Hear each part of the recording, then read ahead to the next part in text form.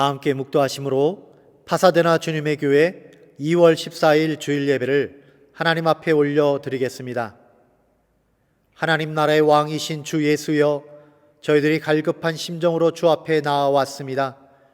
주님의 음성을 듣기 원하고 주님의 말씀으로 우리 심령을 가득 채우고 주님이 주시는 기쁨으로 우리의 삶이 찬란하게 빛나기를 원하며 주 앞에 더 가까이 나아왔습니다.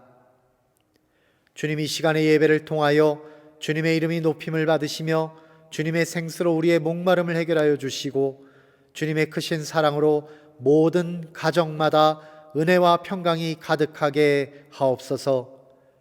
주님께 찬송과 경배를 올립니다. 주 앞에 간절한 심령으로 기도합니다. 주님의 충만하신 은혜의 말씀으로 그 앞에서 전심을 다하여 눈과 귀를 기울입니다. 주님의 영광으로 가득한 이 시간이 되게 하옵소서. 예수님의 이름으로 기도드립니다. 아멘.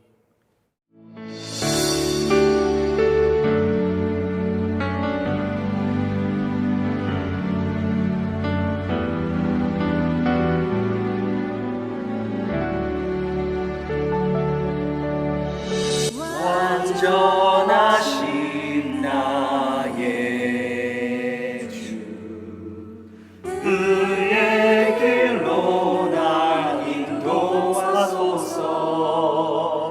행하신 모든 일 주님의 영광 다 경배합니다.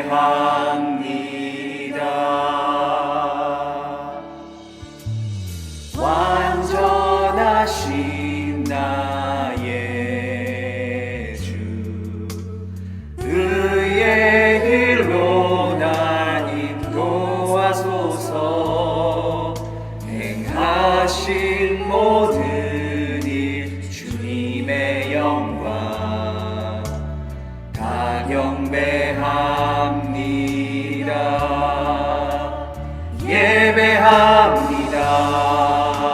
찬양합니다. 주님만 날 다스리소서. 예배합니다. 찬양합니다. 주님 홀로 높임 받으소서.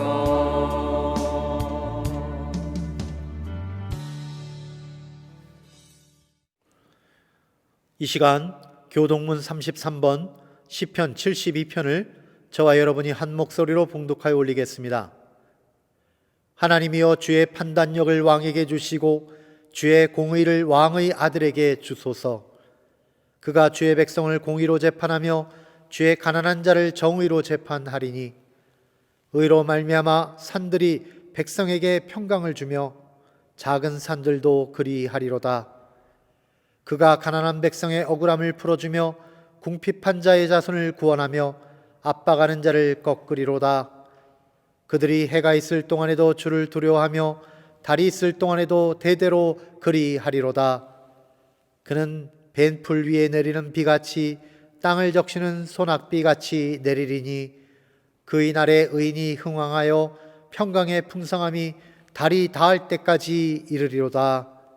그가 바다에서부터 바다까지와 강에서부터 땅끝까지 다스리리니 모든 왕이 그의 앞에 부복하며 모든 민족이 다 그를 섬기리로다. 아멘.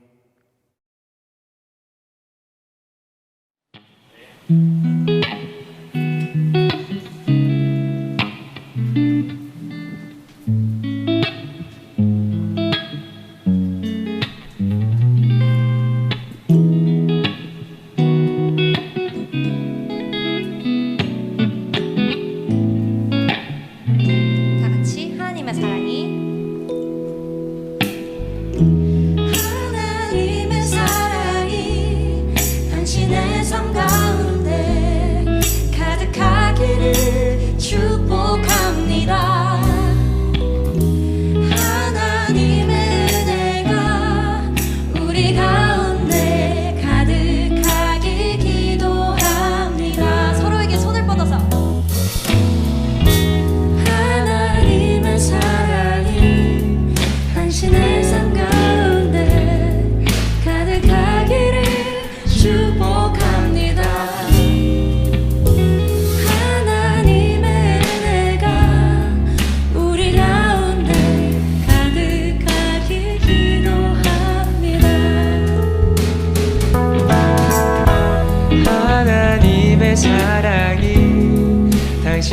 삶 가운데 가득하기를 축복합니다. 하나님의 은혜가 우리 가운데 다시 한번 하나님의 사랑이 기도합니다. 카메라 넘어 있는 그분들을 향해서 하나님의 사랑이 당신의 삶 가운데 가득하기를 축복합니다. 하나님의 은혜가 우리 가운데 가득하게 기도합니다. 사랑의 주님이 날 사랑하시네. 내 모습 이대로 받으셨네. 사랑의 주님이 날 사랑하시네. 나도 널 사랑하며 한 번 더. 사랑의 주님이 날 사랑하시네. 내 모습 이대로 받으셨네. 사랑의 주님이 날 사랑하시듯 나도 널 사랑하며 섬기리. 나도 널 사랑하며 섬기리.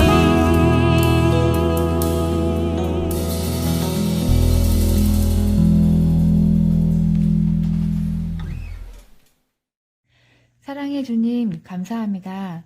우리의 주인 되시는 하나님만을 높이고 믿음의 회복을 찾는 이 시간 예배되게 하옵소서. 하나님의 말씀을 통해 성령의 열매가 되고 복된 인생 되기를 기도하는 한 주가 되길 소망합니다. 사람과 환경을 두려워하지 않고 하나님을 신뢰하며 모든 삶 속에서 감사를 찾고 더 어렵고 아픈 가족과 이웃을 따뜻하게 품을 수 있는 성숙한 저희 되길 기도합니다.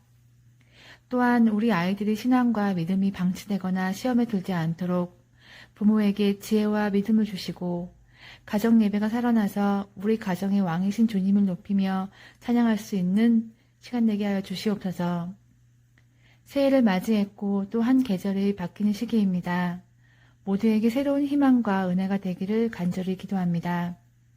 말씀 전해주시는 목사님과 예배 준비하시는 모든 이들의 수고와 애씀을 잊지 아니하시고 건강과 기도의 응답으로 은혜 주시길 기도드립니다. 감사드리며 예수님의 이름으로 기도드립니다. 아멘. 오늘 주시는 하나님의 말씀은 마태복음 13장 18절에서 23절입니다. 하나님 나라의 왕 예수 6번째 시간으로 제목은 왕의 사역 비유로 가르침 The King's Ministry Teaching by Parables 입니다. 18절로부터 함께 읽겠습니다. 그런즉 씨 뿌리는 비유를 들으라.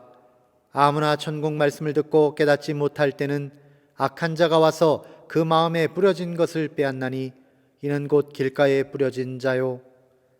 돌밭에 뿌려졌다는 것은 말씀을 듣고 즉시 기쁨으로 받되 그 속에 뿌리가 없어 잠시 견디다가 말씀으로 말미암아 환난이나 박해가 일어날 때에는 곧 넘어지는 자요. 가시떨기에 뿌려졌다는 것은 말씀을 들으나 세상의 염려와 재물의 유혹에 말씀이 막혀 결실하지 못하는 자요.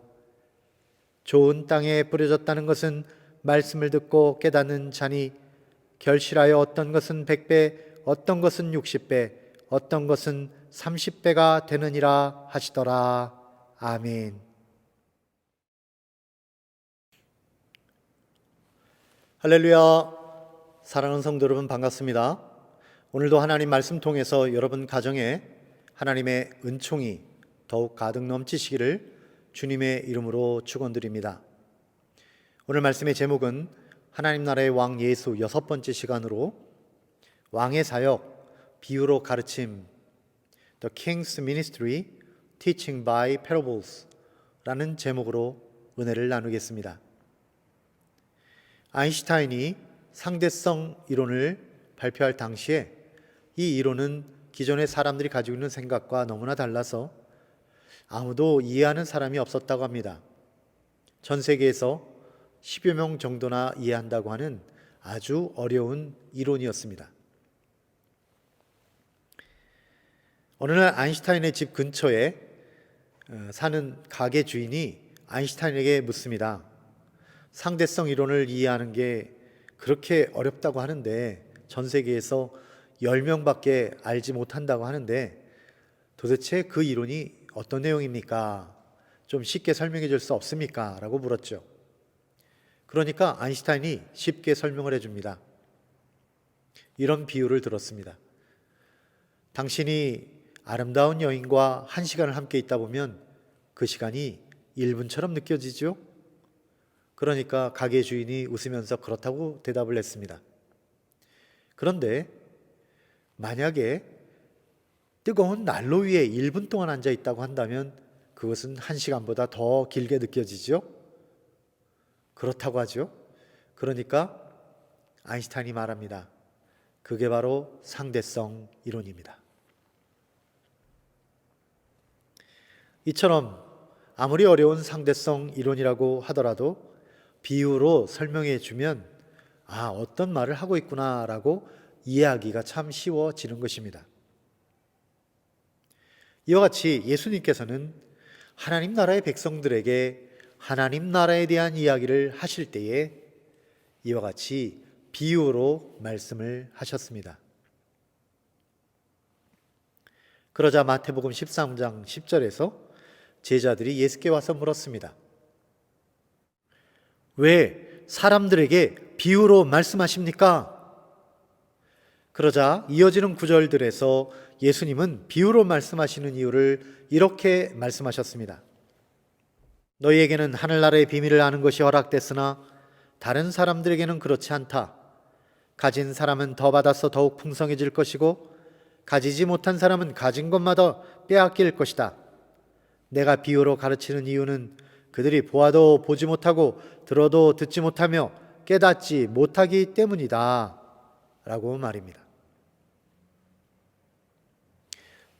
주님께서 지금 비유로 말씀하시는 그 내용, 그 진리의 속살은 결국 하늘나라의 비밀에 대한 것입니다. 하늘나라의 비밀, 이것은 본래부터 비밀이 아니었습니다. 하나님 나라의 일은요, 처음에 아담과 하와에게 정확하게 주어졌습니다. 우리 인류에게 자세하게 전달이 되었던 것입니다. 그러나 우리 인류가 어떤 선택을 하였습니까? 우리 인류가 하나님 말씀보다는 우리가 원하는 일을 더 꿈꾸었던 것입니다.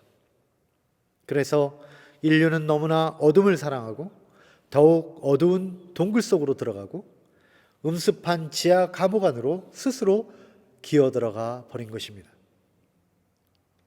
우리는 하나님을 알았지만 하나님으로 영화롭게도 하지 아니하고 감사하지도 아니하고 오히려 그 생각이 허망하여져서 하나님의 그 영원하신 영광을 썩어질 사람의 생각, 사람의 것으로 다 바꾸어 우상으로 만들어 버린 것입니다.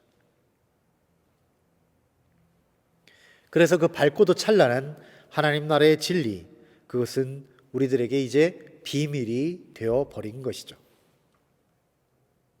그러니까 하나님께서는 우리들에게 말씀해 주실 때에 하늘나라에 대한 이야기는 결국은 비유로 말씀하실 수밖에 없게 된 것입니다.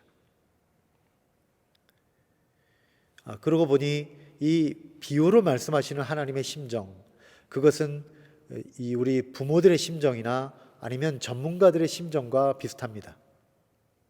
어린 자녀에게 세상 사는 이치를 가르쳐주는 그 부모의 심정 어떻겠습니까? 정확하게 말해도 이해할 수 없는 그들에게 결국 비유로 말하게 되지 않겠습니까? 혹은 자기 전문 분야를 일반인들에게 설명해 줄 때 일반인들은요, 그 말을 자세히 했을 때 알아듣지도 못하고 그리고 나중에는 흥미가 없어지고 아무도 귀담아 듣지 않게 되지 않겠습니까? 그러니까 전문가는 그 일에 대하여 자기가 설명하고자 하는 부분에 대하여 더 깊이 생각하고 더 깊이 묵상해서 일반인들도 이해할 수 있는 비유를 통해서 그 내용을 자세하게 정확하게 전달할 수 있게 되는 것입니다. 이와 같이 하나님께서는 우리들에게 가장 전하고 싶은 말씀이 있었는데 그것은 바로 하나님 나라의 일이고 또한 하나님 나라에 대해서는 우리가 알아들 수가 없기 때문에 하나님께서는 우리들에게 비유로 말씀해 주시는 것이죠. 그러므로 누구든지 귀를 열고 눈을 뜨고 마음의 빗장을 열어두기만 하면 주님이 주시는 이 비유를 통해서 하나님 나라의 비밀을 알 수 있게 되는 것입니다. 그런데 반대로 이 비유를 듣는 우리가 마음의 빗장을 닫아 걸고 여전히 굳은 마음으로 주님의 말씀을 거절하고 이해할 수 없다 하고 귀를 막아버리고 눈을 감아버리면 결국은 하나님의 나라의 일을 우리는 전혀 알 수 없게 되는 것입니다. 결국은 우리가 주님에 대한 사랑과 관심을 다 버렸기 때문에 하나님 나라를 알지 못하게 되는 것이죠. 지금 우리는 마태복음 말씀을 묵상하고 있고 또 설교로도 계속되어지고 있습니다. 이 마태복음 속에는 예수님이 하신 비유가 많이 등장합니다. 비유라고 하는 것은 예수님께서 그냥 예화로 들어 쓰신 것도 아니고요. 우리들의 귀에 듣기 좋으라고 옛날 얘기해 주시는 어떤 할아버지 할머니가 옛날 얘기해 주시는 그런 내용도 아닙니다. 이 비유야말로 예수님께서 하나님 나라에 대하여 우리가 가장 이해하기 쉽게 그리고 가장 정확하게 전해주시는 주님의 가르치심인 것입니다. 오늘 본문 말씀에서는 이제 씨 뿌리는 비유를 통해서 예수님께서 우리들에게 아주 중요한 가르침을 주고 계십니다. 18절입니다. 그런즉 씨 뿌리는 비유를 들으라. 주께서는 지금 씨 뿌리는 비유를 통해서 하나님 나라의 비밀에 대한 중요한 한 가지 사실을 우리들에게 가르쳐주고 계십니다. 그 내용이 어떤 것일까요? 이런 것입니다. 예수님이 주시는 가르침은 다 똑같이 중요한 하나님의 말씀이다. 그런데 문제는 그 말씀을 받는 마음밭이 문제다. 마음밭이 어떤가에 따라서 그 말씀을 받고 그 사람에게서 열매가 다르게 나타난다 라고 하시는 것이죠. 예수님의 비유의 말씀대로 사람의 마음밭이 다 다릅니다. 그래서 하나님 나라가 그 마음속에서 열매 맺는 그런 사람이 있는가 하면 그렇지 못한 사람도 있습니다. 안타까운 현실이지만 그것이 우리들의 직시해야 되는 우리의 실제 삶입니다. 그러면 사람의 마음밭은 어떻게 다를까요? 여기서는 4가지를 제시하고 있습니다. 첫째는 길바닥 같은 마음입니다. 어떤 사람은요, 길바닥같이 딱딱하고 하나님의 말씀이 도저히 파고들지 못하는 그런 마음밭을 가진 사람이 있습니다. 그러면 말씀은 그 사람의 마음 언저리에 잠깐 걸쳐져 앉아 있다가 악한 영들이 와서 도로 다 빼앗아 가 버리게 되는 것이죠. 이런 사람에게는 아무리 좋은 말씀이라도 아무런 생명의 작용을 하지 못하는 것입니다. 두 번째 마음밭은 바로 돌짝밭 같은 것입니다. 어떤 사람은 마음밭이 돌짝밭이에요. 마음속에 숨겨진 돌들이 여기저기 있어서 이 돌들 때문에 말씀이 싹을 내려고 할 때마다 그것이 자라지 못하게 합니다. 말씀이 뿌리를 내리려고 하면 그리고 말씀이 더 깊이 그 마음의 토양에 자리하려고 하면 마음의 돌들이 그것을 거부해 버리는 것이죠. 그래서 뿌리 없는 신앙이 되는 것입니다. 이로 인해서 이런 사람은 조금만 어려움이나 힘든 일들이 생기게 되면 그 즉시 말씀을 버리게 되는 것입니다. 세 번째는 가시떨기밭 같은 마음입니다. 어떤 사람은 마음밭에 가시떨기가 가득합니다. 말씀의 싹이 그 안에서 어느 정도 자라다가는 가시에 찔리고 또한 빛을 받지 못해서 그 말씀의 싹이 이내에 시들어 버리고 열매를 맺지 못하게 되는 것입니다. 그렇다면 이 가시떨기, 이것은 무엇입니까? 곧 세상의 염려와 돈에 대한 유혹, 이런 것입니다. 이러한 마음밭들 가운데에서는 당연히 열매가 없게 되겠죠. 생명을 담은 귀한 말씀의 씨앗들이라도 아무런 열매를 맺지 못하고 헛되이 사라져버리게 되는 것입니다. 그러면 어떻게 할까요? 바로 네 번째, 우리 마음밭은 좋은 땅이 되어야 하는 것입니다.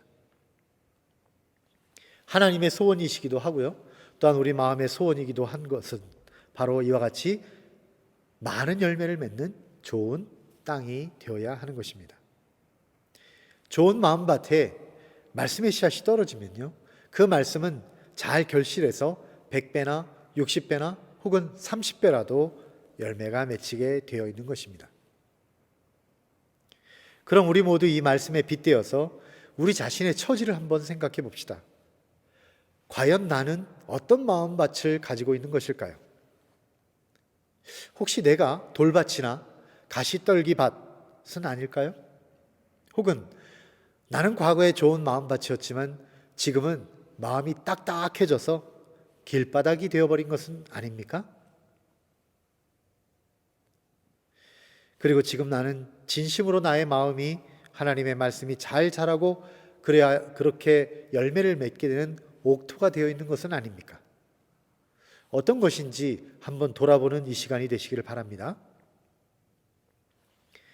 자, 우리 모두 이제 마음밭을 잘 갈아서 그것이 옥토가 되게 하고, 그래서 이렇게 열매가 맺는 인생이 되고 싶다라고 먼저 결단을 하시고요, 그리고 나서 이 말씀을 보기를 원합니다.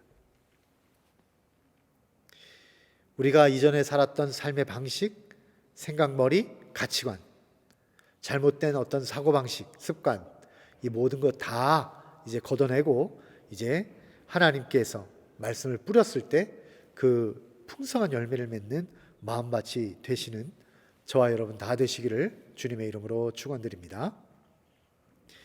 자, 마음밭이 다 각자 다른데요, 이 다른 마음밭에 따라서 또 취하는 조치도 다를 것입니다. 어떤 사람은 이런 마음밭에 길짝밭, 그리고 돌짝밭, 그리고 가시떨기, 이런 것들을 한 사람이 다 경험할 수도 있고, 아니면 그 공동체 내에서 그러저러한 사람들이 이렇게 모여 있을 수도 있습니다. 우리에게 일어나는 문제가 어떠냐에 따라 취하는 조치도 달라질 것인데, 오늘 말씀을 통해서 함께 그 부분을 한번 묵상해 보도록 하겠습니다. 세 가지 조치를 취할 수 있습니다. 자, 그 첫 번째, 그것은 바로 길바닥과 같은 마음. 이런 마음의 경우는 마음을 어떻게 옥토로 바꿉니까? 바로 회개함으로 옥토로 바꾼다라는 것입니다. 19절 말씀을 읽겠습니다. 아무나 천국 말씀을 듣고 깨닫지 못할 때는 악한 자가 와서 그 마음에 뿌려진 것을 빼앗나니 이는 곧 길가에 뿌려진 자요. 네, 이런 마음밭은요, 본래는 옥토였지만 그 땅이 길바닥이 되어버린 경우입니다. 왜 옥토가 길바닥이 되었을까요? 우리는 나무가 잘 자라고 있었던 산 속에 길이 난 것을 보면서 거기서 그 이치를 깨닫게 됩니다. 처음에는 산 속에 길이 없었겠지요. 사람들이 다니지 않았었기 때문입니다. 그러나 사람들이 그 길을 향해서 한 번, 두 번 다니다 보면 길이 남기 시작합니다. 그리고 많은 사람들이 그곳에 다니게 되면 땅은 점점 굳어지고, 그리고 그 길가에 있었던 식물은 죽게 됩니다. 원래는 길이 아니었지만 많은 사람들이 다니면서 그 발에 밟히면서 길이 되어 버린 것입니다. 이것을 우리의 삶에 적용해 보면 이런 것이죠. 원래는 옥토였어야 했을 그런 우리 마음이 어떻게 해서 길바닥 같은 마음이 되었을까요? 세상 사람들의 세상적인 경험에 우리가 지배를 당했기 때문입니다. 세상 현자들이 말하고 또 말하고 말한 내용을 우리가 자꾸자꾸 받아들였기 때문입니다. 그러다 보면 점점점 마음이 딱딱해지는 것이죠. 원래 흙과 흙 사이에 공간이 있어서 흙이 숨을 쉬게 되고, 그리고 그 속에 말씀의 씨앗이 들어가서 이렇게 싹을 틔고 열매를 맺게 되는 것인데, 사람들의 야망과 사람들의 그런 잘못된 가르침이 자꾸자꾸 우리들을 누르고, 우리의 욕심이 우리 사람의 말에 점점 귀를 기울이다 보니까 점점 우리의 마음의 흙들이 사이가 좁아지게 되고, 그러다 보면 숨을 쉴 공간이 없게 되고 딱딱한 길바닥이 되어버리는 것입니다. 결국은 아무도 하나님을 생각하지 않고 오직 사람의 말만에 귀를 기울이는 것이죠. 이런 사람에게는 마음속에 어떤 생각이 드냐면 결국은 하나님 필요 없다, 말씀도 필요 없다, 이렇게 되는 거예요. 그러다 보면 혹시 은혜로운 말씀이 그의 마음가에 떨어지더라도 잠깐은 머물러 있지만, 그 귓가에 눈가에는 잠깐은 머물러 있지만 새들이, 악한 영이 와서 다 가져가 버리는 것입니다. 그러면 이러한 악순환을 깨는 길은 무엇일까요? 어떻게 하면 이 길바닥 같은 땅을 변화시킬 수 있을까요? 그 길은 오직 하나, 땅을 깨트리는 것입니다. 견고하게 굳어진 땅을 곡괭이로 찍어내는 것입니다. 포크레인으로 퍼내는 것입니다. 이것을 우리 마음에 적용하자면 이런 것이에요. 길바닥이 된 나의 마음밭을 깨뜨리는 것이죠. 곡괭이로 땅을 찍듯이 자기 마음을 두드리고 하나님 앞에 무릎을 꿇고 그리고 회개하는 것입니다. 길바닥과 같이 된 마음밭을 다시 옥토로 바꾸는 길, 그것은 바로 회개로부터 시작하는 것이죠. 그래서 침례 요한도 그렇고 예수님께서도 처음 사역을 시작하실 때 주신 메시지가 회개하라, 천국이 가까웠느니라 라고 하신 것입니다. 길바닥 같은 마음을 가진 우리들은 그러므로 회개를 해야지만 많은 열매로 대변되는 그 천국의 영광을 경험하게 될 줄로 믿습니다. 두 번째 조치는 이런 것입니다. 돌짝밭, 이 돌짝밭 같은 마음을 어떻게 옥토로 바꾸느냐? 바로 confession, 고백함으로 인해서입니다. 돌짝과 같은 우리 마음밭이 좋은 땅으로 바뀌는 길은 이 고백이라고 하는 것을 통해서 할 수 있습니다. 20절과 21절을 읽겠습니다. 돌밭에 뿌려졌다는 것은 말씀을 듣고 즉시 기쁨으로 받되 그 속에 뿌리가 없어 잠시 견디다가 말씀으로 말미암아 환난이나 박해가 일어날 때에는 곧 넘어지는 자요. 사실이 그렇습니다. 우리는 누구나 마음을 짓누르는 돌멩이들을 몇 개씩은 다 가지고 있습니다.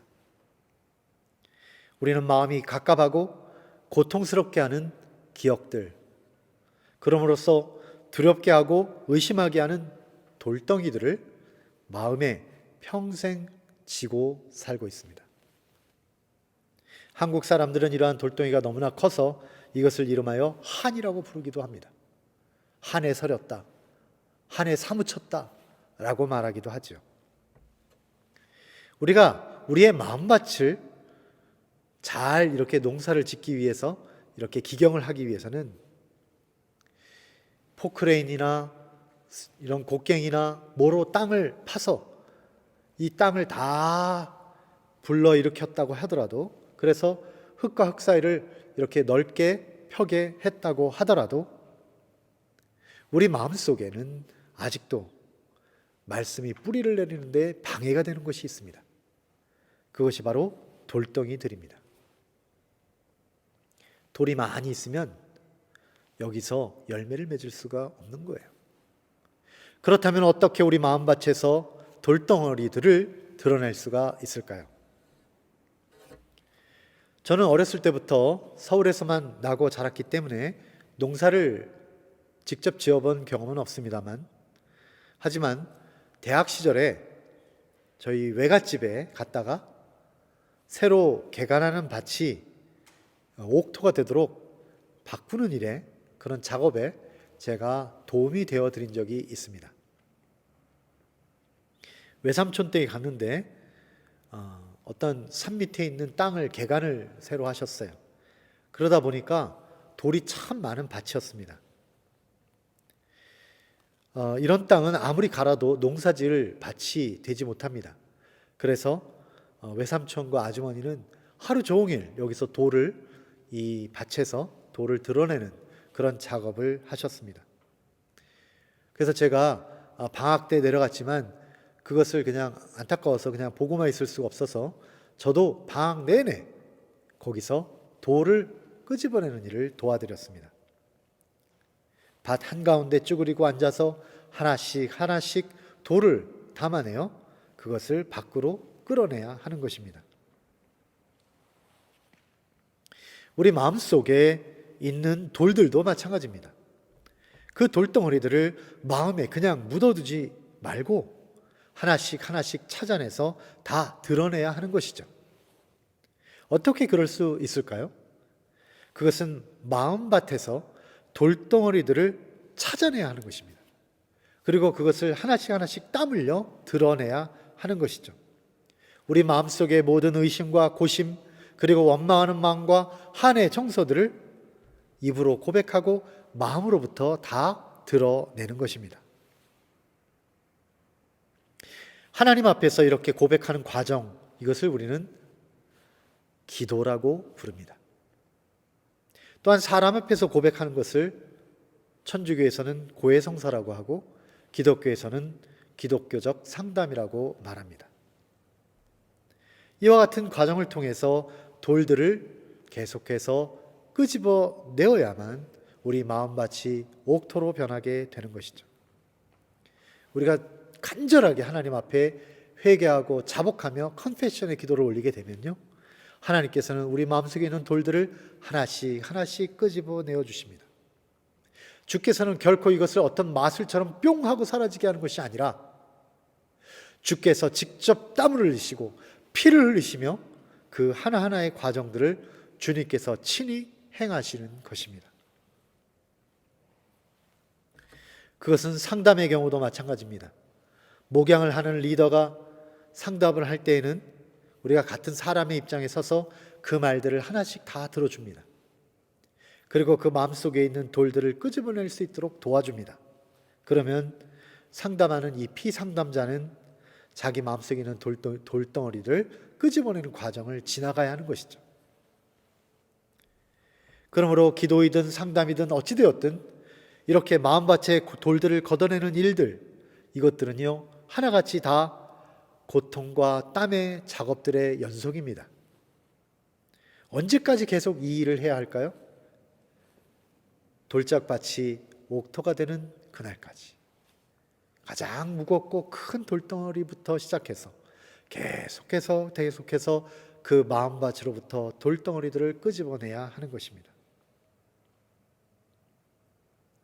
여러분 마음에 아직도 남아있는 한 줌의 의심이나 고심이 있다, 고통이 있다, 그러면 이와 같이 기도와 상담을 통해서 계속해서 부서뜨리고 또한 제거해 나가는 과정을 다 지나가시기를 주님의 이름으로 축원드립니다.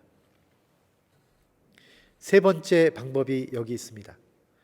가시밭과 같은 마음에 대해서는 어떻게 옥토로 바꾸느냐? 매일의 경건훈련, 데일리 디보션을 통해서 할 수 있다라는 것입니다. 가시밭이 좋은 땅으로 바뀌는 길, 그것은 우리가 신앙의 기본으로 돌아가서 기본적인 신앙의 경건훈련을 매일같이 행하는 것입니다. 여기 22절 말씀을 함께 읽겠습니다. 가시떨기에 뿌려졌다는 것은 말씀을 들으나 세상의 염려와 재물의 유혹에 말씀이 막혀 결실하지 못하는 자요. 가시밭은요 세상의 염려와 재물의 유혹에 막혀서 결실치 못하는 자라고 하셨습니다. 말씀이 마음밭에 뿌려져서 어느 정도 자라고 나면은요, 염려와 걱정이 생기는 것입니다. 그리고 그것들이 이 말씀의 싹을 덮기 시작합니다. 이때 우리는 선택의 순간들이 오게 됩니다. 우리는 누구나 햇빛과 물과 같은 에너지를 우리가 이 둘 중에 어느 한쪽에 줄 수가 있습니다. 말씀이냐, 욕망이냐, 하나님의 나라냐, 이 세상 돈이냐, 이 중에서 자기 마음속의 결정을, 자기 마음의 에너지를 쏟아부을 어떤 결단을 둘 중에 한 곳에다가 할 수가 있는 것입니다.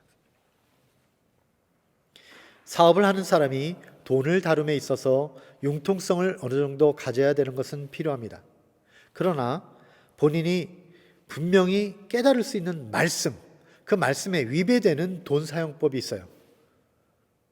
말씀과 돈의 이런 속에서 자기가 결정해야 될 때가 분명히 오는 것입니다. 이때 이번 한 번만 잘못된 돈의 사용 방식을 택할 것인가, 아니면 말씀이 원하는 대로 갈 것인가, 이 결정하는 순간이 오게 되는 것이죠. 그러면 우리가 결정하는 그쪽으로 하나님의 그런 주시는 햇빛과 물의 은혜가, 우리가 가지고 있는 에너지를 쏟아붓는 그것이 그 중에 어느 한쪽으로 흘러가게 되는 것입니다. 우리가 만일 말씀에 우리의 모든 마음을 다 쏟아붓게 되면, 그러면 말씀이 자라게 되는 것이죠. 혹은 이런 세상 염려와 돈에 대한 유혹에 마음을 다 주게 되면 가시떨기가 자라게 되는 것입니다. 그럼 우리는 어느 쪽에 햇빛과 물을 공급하는 것이 좋을까요? 당연히 우리는 이렇게 생각할 것입니다. 그거야 하나님 나라, 하나님의 말씀에 나의 모든 정성을 다 기울여야 되겠지요? 햇빛과 물을 공급해야 되겠지요? 그러나 그것을 무엇이라고 말할 수가 있습니까? 어떻게 하는 것이 우리의 삶에서 그렇게 살아가는 것이 될까요?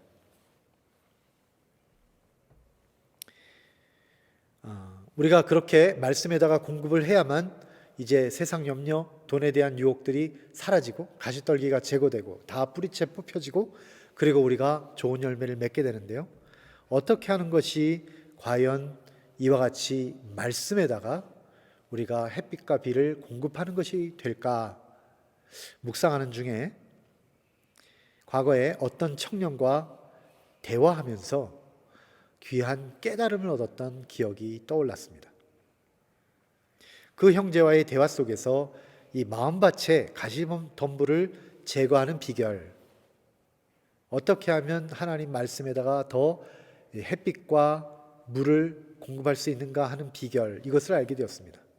그 비결은 바로 신앙의 기본으로 돌아가는 것입니다. 어떻게 해서 이런 사실을 알게 되었을까요? 이 청년이 태권도 선수였습니다. 그 동네 태권도 대회에 나가서 대단한 성적을 거두기도 했습니다. 그런데 이 청년이 이런 말을 했어요. 태권도를 오래 한 사람 중에서 어느 정도 실력은 갖추었지만 기본기가 잘 되어 있지 않아서 더 이상 잘하지 못하면서도 검은 띠는 계속 메고 있는 사람이 있다. 그러면 이 검은 띠의 선수를 따로 훈련을 시키는 방법이 있답니다. 그것은 바로 이 검은띠 선수에게 태권도 초보자를 붙여주는 것입니다. 그리고 그 태권도 초보자를 기초부터 가르쳐줘라 라고 사명을 주는 것이죠. 그러면 이 초보자에게 태권도를 가르쳐야 되지 않습니까? 그러면 이 검은띠의 선수는요, 기초부터 가르치다 보면 자신의 폼이나 자신의 동작이 부족하다는 것을 깨닫고 가르치면서 동시에 자기도 배운다는 것입니다. 가장 기본적인 동작을 본인도 다시 한번 행하면서 기본기를 닦게 되고, 그러면 훌륭한 선수가 될 수 있다는 것이죠. 그렇습니다. 바로 여기에 우리가 배워야 할 중요한 인사이트가 있습니다.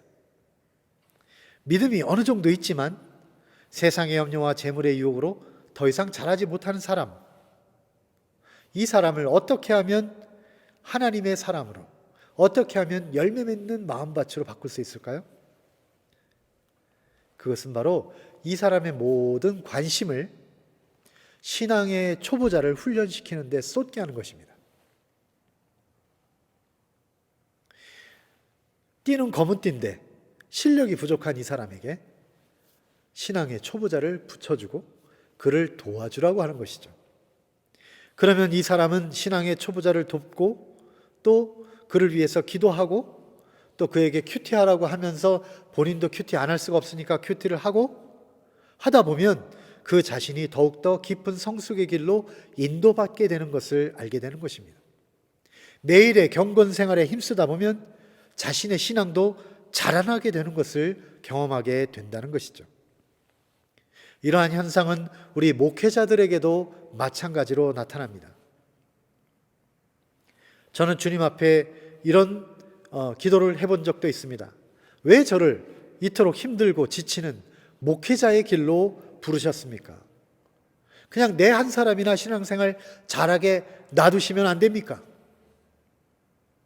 그냥 나 한 사람이라도 제대로 신앙생활 하면 됐지 왜 이렇게 힘들게 다른 사람을 위해서 훈련시키도록 목회자로 부르셨습니까? 라고 말입니다. 그럴 때 주님께서 저의 심장 가운데 이렇게 감동하여 주셨습니다.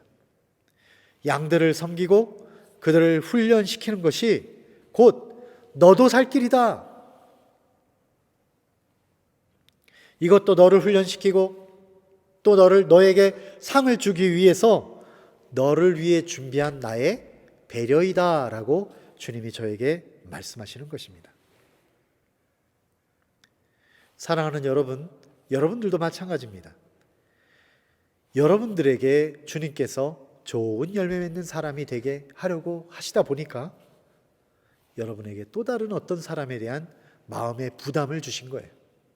영적으로 어리고 영적으로 연약한 자들에 대해서 교훈하고 가르치고 또 모범을 보이고 이끌어주라고 말씀하시는 것입니다.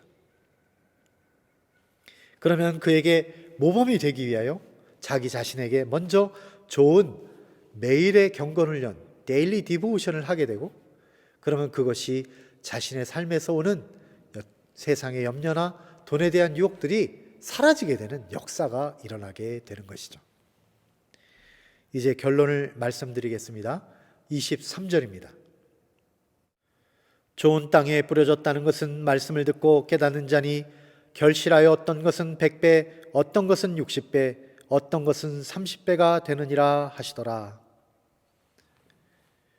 그러므로 사랑하는 여러분, 우리의 신앙의 기본을 다시 한번 정확하게 닦아야 할 줄로 믿습니다. 부실했던 기초공사를 다시 해서 우리 자신을 보수공사해야 할 줄로 믿습니다. 수많은 선택의 기로에서 하나님 나라의 말씀 그리고 하나님의 나라 당당하게 선택해야 할 줄로 믿습니다. 그리할 때 이와 같이 우리는 우리 마음밭에서 하나님의 말씀을 떨어질 때 우리 마음밭을 통해서 잘 자라나서 30배, 60배, 100배의 결실을 맺게 될 것입니다. 이와 같이 길바닥 같은 마음은 회개로서 깨부수고 돌짝박 같은 마음은 기도와 상담으로 다 그 돌들을 드러내고 가시떨기와 같은 마음, 이것은 매일의 경건훈련을 함으로써 좋은 마음의 밭으로 가꾸어서 주님의 말씀의 씨앗이 우리들에게 뿌려졌을 때 100배의 결실을 맺는 저와 여러분 다 되시기를 우리 주님의 이름으로 간절히 축원드립니다. 기도하겠습니다. 살아계신 하나님 아버지 감사합니다. 하나님 나라의 왕이신 주 예수께서 우리들을 향하여 자상하고도 따뜻하게 하나님 나라의 일을 가르쳐 주시니 감사합니다. 성령께서 우리 마음에 감동하여 주시어서 이러한 비유의 말씀을 잘 깨달을 수 있도록 인도하여 주시니 감사합니다. 딱딱하고 굳어진 우리의 마음을 주의 불같은 말씀으로 깨뜨려 주시고 우리 마음을 억누르는 마음의 짐과 무거운 돌을 당신의 사랑으로 하나씩 드러내어 주시고 우리가 진정으로 주의 말씀만을 사모하며 살아가도록 날마다 경건의 훈련으로 인도하여 주시옵소서. 저희들의 모든 마음이 주님의 말씀의 열매로 풍성하게 열매를 맺어 주께 영광을 올리며 많은 사람들에게 그 열매를 나누어 줄 수 있는 하나님 나라의 기쁨으로 가득한 삶이 되어질 수 있도록 저희들을 축복하여 주시옵소서. 예수님의 이름으로 기도드립니다. 아멘.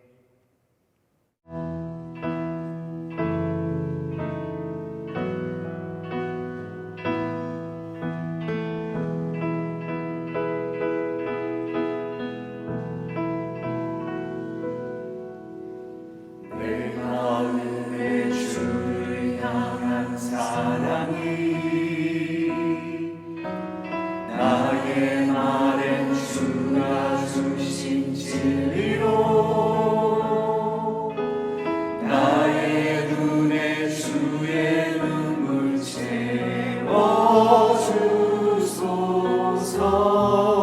채워주소서.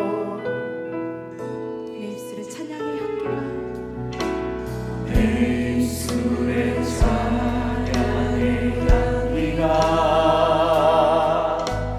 두 손에는 주를 닮은 성길이 나의 삶에 주의 흔적 남게 하소서.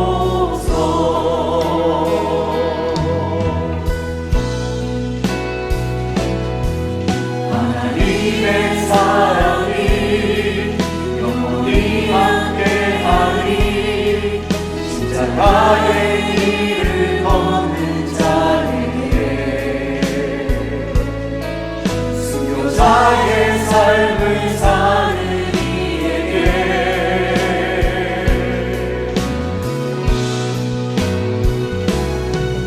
주하는 소리와 세상 유혹 속에도 주의 순결한 신부가 되리라. 내 생명 주님께 드리리.